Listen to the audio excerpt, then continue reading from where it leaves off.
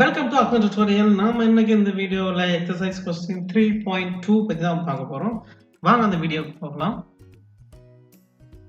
A battery of EMF 10 volt என்ன கொடுத்திருக்காங்க அப்படின்னா, ஃபர்ஸ்ட் நம்ம வந்து given information வந்து ஷார்ட் லிஸ்ட் பண்ணிக்கலாம்.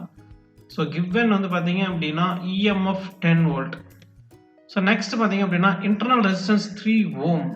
ஸோ ஸ்மால் லெட்டர் R வந்துட்டு பாத்தீங்க அப்படின்னா 3 ohm connected to a resistor. So அப்படின்னா கொடுத்துருக்காங்க அப்படின்னா ஒரு பேட்டரி இருக்கு, அதோடைய நெகட்டிவ்ல இருந்து ஒரு இன்டர்னல் ரெசிஸ்டன்ஸ் இருக்கு. அது வந்து என்ன பண்ணிருக்காங்க அப்படின்னா ஒரு எக்ஸ்டர்னல் ரெசிஸ்டன்ஸ் உடைய கனெக்ட் பண்ணியிருக்காங்க. ஸோ இதோட வேல்யூ வந்து 10, இதோட வேல்யூ வந்து 3 ohm. ஓகேங்களா? The current in the circuit is 0.5 ampere. So என்ன சொல்றாங்கன்னா இந்த சர்க்யூட்ல பாஸ் ஆகிற கரண்ட் ரேட் பார்த்தீங்க அப்படின்னா 0.5 ampere. So I is equal to 0.5 ampere. What is the resistance of the resistor? So அவங்க என்ன கேக்குறாங்கன்னா capital letter R என்னன்னு சொல்லி கேக்குறாங்க. Next, terminal voltage of the battery when the circuit is closed. Open சர்க்யூட்ல இருக்கும்போது இருக்கிற வோல்டேஜ் பேர் தான் வந்துட்டு 10 வோல்ட். அதே க்ளோஸ்ல இருக்கும்போது பேர் தான் டெர்மினல் வோல்டேஜ். அப்போ V வந்து கேக்குறாங்க. ஸோ நமக்கு தெரிஞ்ச ஒரே formula based on EMF and terminal voltage. இந்த formula epsilon equal to V plus V dash அப்படின்னு சொல்லி ஒரு ஃபார்முலா இருக்கும். சரிங்களா? ஸோ இஎம்எஃப் டோட்டல் இஎம்எஃப்ங்கிறது என்ன அப்படின்னா potential difference across the external ரெசிஸ்டரும் plus potential difference across internal ரெசிஸ்டரும் அப்படின்ற ஒரு ஃபார்முலா. அதுதான் வந்துட்டு epsilon is equal to V plus V dash அப்படின்னு ஒரு ஃபார்முலா இருக்கும். இப்போ Vங்கிறது என்னன்னா நமக்கு வந்து டெர்மினல் வோல்டேஜ். ஸோ என்னன்னா I இன்டு R. V டேஷ்ங்கிறது என்னன்னா நம்முடைய இன்டர்னல் ரெசிஸ்டன்ஸ்க்கு இருக்கிற டெர்மினல் வோல்டேஜ். அப்போ அதில் வந்துட்டு I into small letter R. So இதுலேருந்து நம்ம என்ன பண்ணுறோம் அப்படின்னா ஃபார்முலாவில் ரீப்ளேஸ் பண்ணுறோம். ஸோ என்ன அப்படின்னா I into R plus I into small letter R. So இதில் இருந்து நம்ம I எடுத்துட்டோம் அப்படின்னா R ப்ளஸ் Rன்னு இருக்கும். இப்போ நம்முடைய எய்ம் என்ன பார்த்தீங்க அப்படின்னா R தான் கண்டுபிடிக்கணும். ஸோ ஃபார்முலாவை ரீப்ளேஸ் பண்ணுறோம். Epsilon by I is equal to R plus R அப்படின்ற ஃபார்முலாவை நம்ம ரீப்ளேஸ் பண்ணி கொண்டு வரோம்.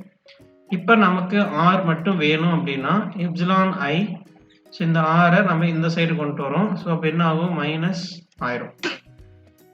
இப்போ நம்ம வேல்யூ சப்ஸ்டியூட் பண்ணுறோம். எல்லா வேல்யூமே அவங்களே கொடுத்துருக்காங்க. ஸோ எப்சிலான் வேல்யூ 10 கொடுத்துருக்காங்க, கரண்ட் வேல்யூ 0.5 கொடுத்துருக்காங்க, அண்ட் இன்டர்னல் ரெசிஸ்டன்ஸ் வேல்யூ வந்து கொடுத்துருக்காங்க. அதோட வேல்யூ பார்த்தீங்க அப்படின்னா 3 ohm. ஸோ அதை 0.5 எப்படி எழுதலாம் அப்படின்னா நம்ம வந்து 1/2ன்னு எழுதிக்கலாம். 1/2ன்னு எழுதணும் அப்படின்னா அந்த 2 மேலே போயிடும். இப்போ என்ன ஆகும் அப்படின்னா 20 மைனஸ் 3ன்னு வரும். So 17 ohm. இப்போ நமக்கு R வந்துட்டு 17 ohm கிடைச்சிருச்சு. இப்போ அடுத்த பார்ட் என்னன்னா டெர்மினல் வோல்டேஜ்னு சொல்லி கேட்குறாங்க.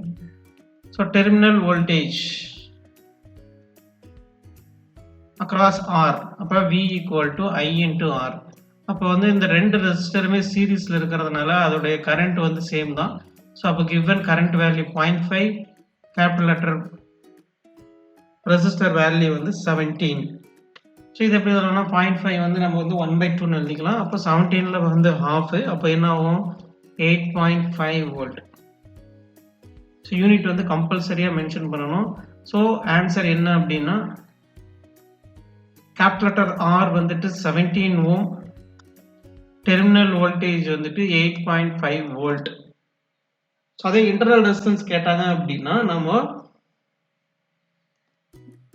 I into small letter R வச்சு மல்டிப்ளை பண்ணணும். ஸோ அது வந்து கேட்கல. ஸோ இருந்தாலும் என்ன பண்ணிக்கலாம் அப்படின்னா 0.5 இன்ட்டு 3 ohm அப்படின்னு சொல்லி கேட்டிருக்காங்க.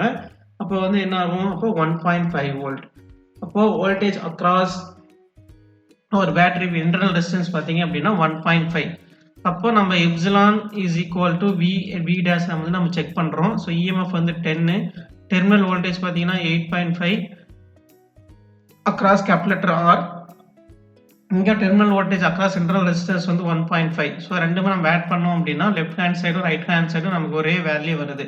அப்போ கிவன் ஃபார்முலா கரெக்டு, தென் கால்குலேஷன் கரெக்ட். நெக்ஸ்ட் வீடியோவில் நெக்ஸ்ட் கொஸ்டின் நம்ம பார்க்கலாம்.